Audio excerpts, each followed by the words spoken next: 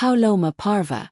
Ugrisrava Sati, the son of Lomaharshana, versed in the Puranas, while present in the forest of Naimisha at the 12 years sacrifice of Saunaka, surnamed Kulapati, stood before the rishis in attendance.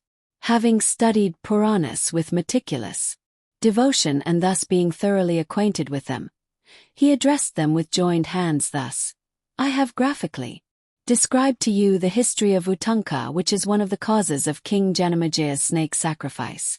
What revered sirs do you wish to hear now? What shall I relate to you? The holy men replied, O son of Lomaharshana, we shall ask thee about what we are anxious to hear, and thou wilt recount the tales one by one. Saunaka, our revered master, is at present attending the apartment of the holy fire. He is acquainted with those divine stories which relate to the gods and asuras. He adequately knoweth the histories of men, serpents, and Gandharvas. Further, O Sati, in this sacrifice that learned Brahmana is the chief. He is able, faithful to his vows, wise, a master of the sastras and the Aranyaka, a speaker of truth, a lover of peace, a mortifier of the flesh, and an observer of the penances according to the authoritative decrees. He is respected by us all. Behoveth us, therefore, to wait for him. And when he is seated on his highly respected seat, thou wilt answer what that best of Dvijas shall ask of thee. Sati said, Be it so. And when the high-souled master hath been seated, I shall narrate, questioned by him, sacred stories on a variety of subjects. After a while that excellent Brahmana, Saunaka, having duly finished all his duties, and having propitiated the gods with prayers and the manes with oblations of water, came back to the place of sacrifice, where with Sati seated before was the assembly of saints of rigid vows sitting at ease.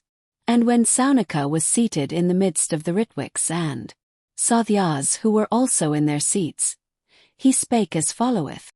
Loma Parva continued. Saunaka said, Child, thy father formerly read the whole of the Puranas, O son of Lomaharshana, and the Bharata with Krishnadvapayana. Hast thou also made them thy study? In those ancient records are chronicled interesting stories and the history of the first generations of the wise men, all of which we heard being rehearsed by thy sire. In the first place I am desirous of hearing the history of the race of Brigu. Recount thou that history, we shall attentively listen to thee. Sati answered, By me hath been acquired all that was formerly studied by the high-souled Brahmanas, including Vaisampayana, and repeated by them. By me hath been acquired all that had been studied by my father.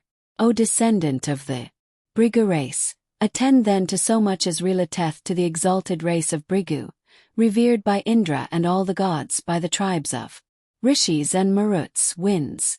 O great Muni, I shall first properly recount the story of this family, as told in the Puranas.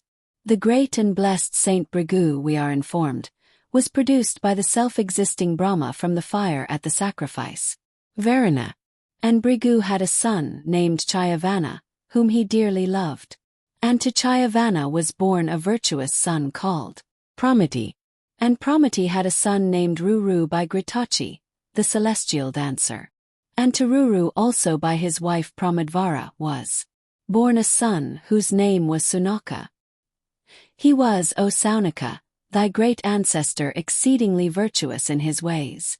He was devoted to asceticism, of great reputation, proficient in law, and eminent among those having a knowledge of the Vedas. He was virtuous, truthful, and of well-regulated fare. Saunaka said, O son of Sutta, I ask thee why the illustrious son of Brigu was named Chayavana. Do tell me all.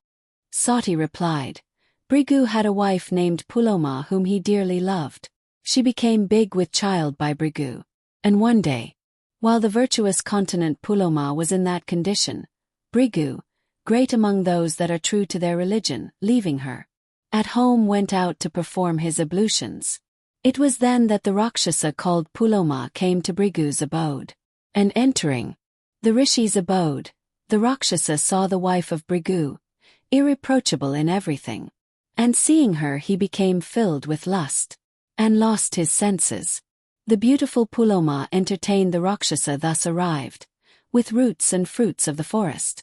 And the Rakshasa, who burnt with desire upon seeing her, became very much delighted and resolved, O good sage, to carry her away, who was so blameless in every respect. My design is accomplished, said the Rakshasa, and so seizing that beautiful matron he carried her away. And indeed she, of agreeable smiles, had been betrothed by her father himself to him, although the former subsequently bestowed her, according to due rites, on Bhrigu. O thou of the Bhrigu race!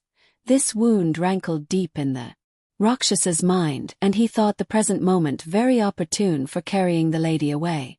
And the Rakshasa saw the apartment in which the sacrificial fire was kept burning brightly. The Rakshasa then asked the flaming element, Tell me, O Agni, whose wife this woman rightfully is. Thou art the mouth of gods, therefore thou art bound to answer my question. This lady of superior complexion had been first accepted by me as wife, but her father subsequently bestowed her on the false Bhrigu. Tell me truly if this fair one can be regarded as the wife of Bhrigu, for having found her alone, I have resolved to take her away by force from the hermitage. My heart burneth with rage when I reflect that Bhrigu hath got possession of this woman of slender waist, first betrothed to me. Sati continued. In this manner the Rakshasa asked the flaming god of fire again and again whether the lady was Bhrigu's wife. And the god was afraid to return an answer. Thou, O god of fire, said he, residest constantly within every creature as witness of her or his merits and demerits. O thou respected one, then answer my question truly. Has not Bhrigu appropriated her who was chosen by me as my wife? Thou shouldst declare truly whether therefore she is my wife by first choice. After thy answer as to whether she is the wife of Bhrigu, I will bear her away from this hermitage even in sight of thee. Therefore answer thou truly. Sati continued. The seven-flamed god, having heard these words of the Rakshasa, became exceedingly distressed, being afraid of telling a falsehood and equally afraid of Bhrigu's curse. And the god at length made answer in words that came out slowly. This Puloma was indeed first chosen by thee, O Rakshasa, but she was not taken by thee with holy rites and invocations. But this far-famed lady was bestowed by her father on Bhrigu as a gift from desire of blessing. She was not bestowed on thee, O Rakshasa. This lady was duly made by the Rishi Bhrigu his wife with Vedic rites in my presence. This is, I know her. I dare not speak a falsehood. O thou best of the Rakshasas, falsehood is never respected in this world.